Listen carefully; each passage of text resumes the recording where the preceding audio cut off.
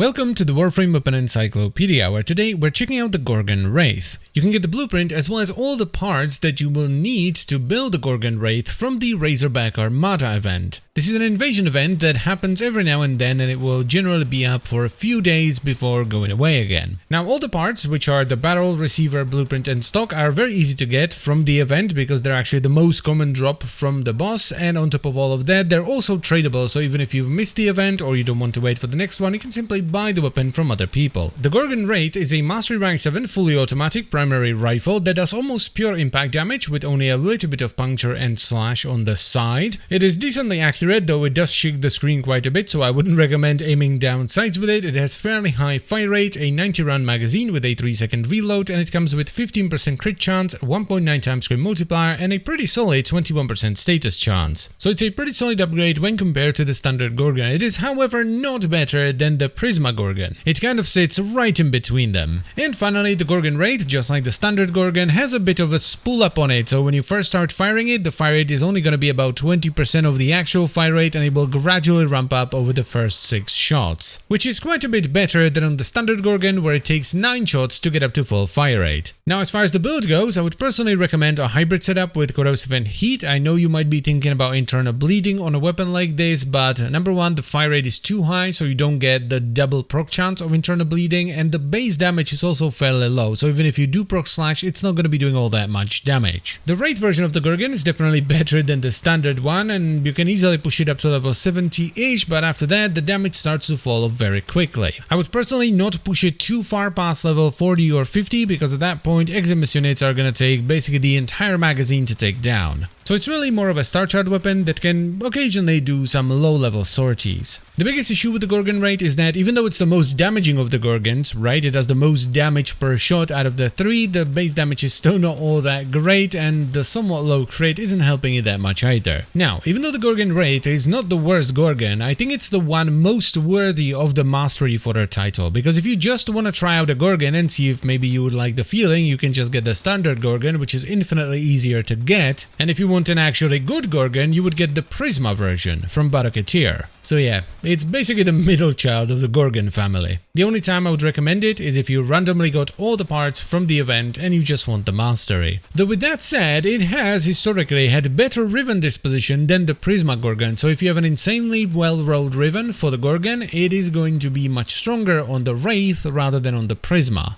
But that's pretty much the only thing the Wraith has over the Prisma. But anyway, that's it for the video. I thank you very much for watching as always, guys. I hope you've enjoyed it and found it helpful, and I will see you next time. Bye bye.